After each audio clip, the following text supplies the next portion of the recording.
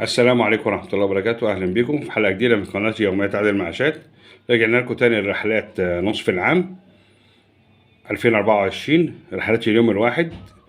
وادي الريان الفيوم 160 جنيه.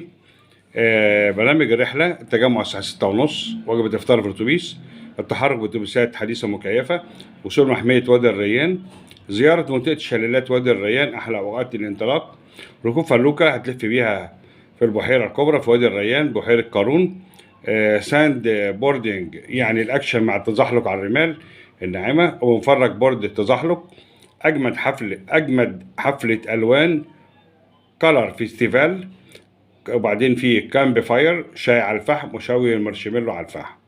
رحلة جميلة جدا وظريفة، والرحلة دي ب160 جنيه لمدة يوم واحد.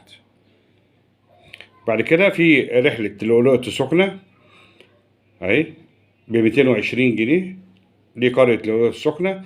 الرحلة بتشمل التحرك من القاهرة 6:30 صباحا، وجبة إفطار في الأتوبيس، انتقالات من وإلى القاهرة، دخول شاطئ اللؤلؤة، شاطئ رمل تبع القوات المسلحة، موجود بالقرية منطقة ألعاب للأطفال مجانا، موجود بالقرية مطعم سوبر ماركت، استمتاع بقضاء يوم ممتع على الشاطئ. الحرك للعودة القاهرة 5 مساء، الأطفال من 6 سنوات فرد كامل، القرية للعائلات فقط. فرع شبرا 162 شارع شبرا على محطة مترو سانتا تريزا الدور الثاني.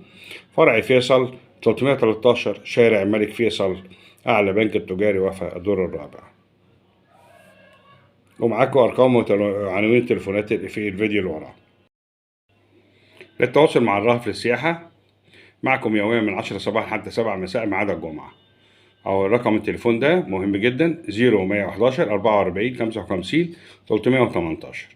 وفرع شبرا ادي ارقام التليفونات بتاعتهم زي ما انتم شايفين، وفرع فيصل.